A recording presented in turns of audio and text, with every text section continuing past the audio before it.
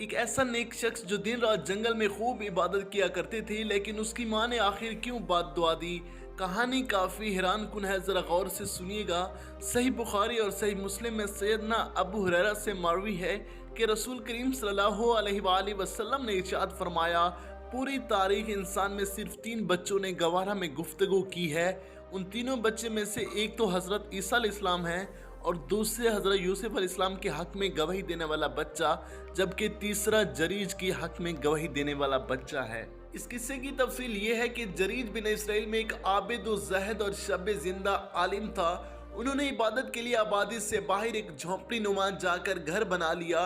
एक दिन वो इबादत में मशगूल थे। उनकी वालदा एक लंबी मुसाफर तय करके उनसे मिलने आई और आवाज़ दी, ए जरीज। जरीज ने अपने ही दिल में कहा, या इलाही, मेरी माँ पुकार रही है और मैं उस वक्त नमाज में मशगूल था। माँ को जवाब दूं या नमाज में मशगूल रहूं।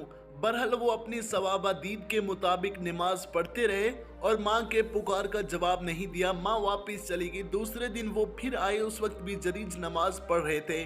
माँ ने आवाज़ दिया, है जरीज। जरीज ने अपने दिल में कहा, या इलाही, मैं तेरी इबादत में मशगूल हूँ, इधर मेरी माँ मुझे पुकार रही है, मैं क्या करूँ।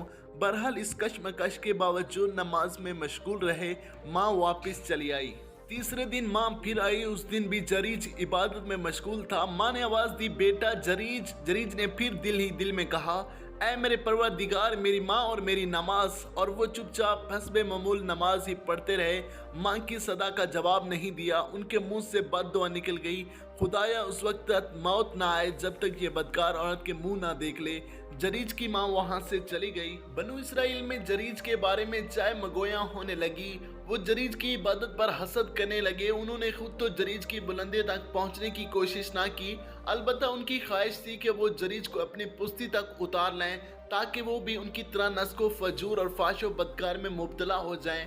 बनु इसराइल ने हदूद इलाही पमाल करके पर्दे की अहमियत को फरमोश कर दिया था। लिहाजा फिर औरतों और मर्दों के बहमी तलाक शुरू हो गए।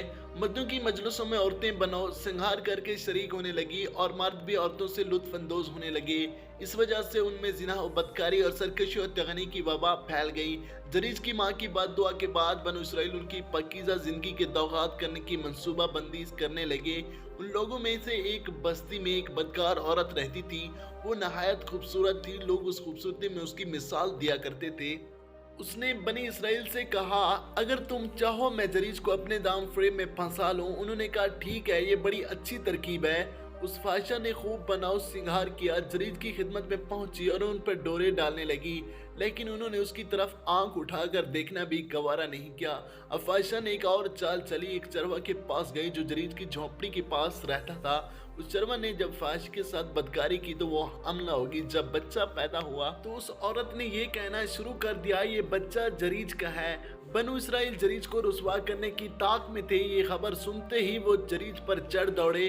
उन्होंने इबादत गाह से बाहर घसीटा, इबादत गाह को ढा दिया और उन्हें बुरी तरह ज़लकूब करने लगे। जरीज ने पूछा, वजह क्या है, तुम लोग आखिर क्यों मुझे मार रहे हो। यहूदियों ने कहा, तुमने इस बदकार औरत से मुंह काला किया है, ये बच्चा तुम्हारे इस गुनाह का नतीजा है। जरीज ने कहा, ठहरो, उस बच्चे को मेरे पास लाओ। लोग उस बच्चे को उनके पास ले आए। जरीज ने कहा, मुझे नमाज पढ़ लेने दो। वो नमाज पढ़कर बच्चे के पास आए, उसका पेट दबाकर पूछा, बता ए बच्चा, तेरा बाप कौन है। खुदा की कुदरत से वो शेर खवार बच्चा बोल उठा कि उसका बाप फिलां चरवा है। बच्चे की गुफ्तगू सुनते ही लोग सख्त नादिम परेशान हुए और जरीज को बोसा देने लगे। लोगों ने कहा, हम आपकी इबादतगाह को सोने का बना देते हैं। जरीज ने कहा, नहीं, बल्कि मिट्टी से वैसी ही बना दो जैसे ये पहले थी। लोगों ने जरीज की झोंपड़ी पहले ही की तरह बना दी। उस वाक्य से मालूम होता है कि नेक इबादत गुजार आदमी की दुआ खुदा बुजुर्गों बरतर कबूल फरमाते हैं। ये भी पता चला कि आदमी जितना भी इबादत गुजार हो, मगर वालिदैन को राज़ी रखना बेहद ज़रूरी है, क्योंकि उनकी बद दुआ अपना असर ज़रूर दिखाती है। इससे पहले कि वीडियो लाइक कर दें, चैनल को भी सब्सक्राइब कर दें। Thanks for watching.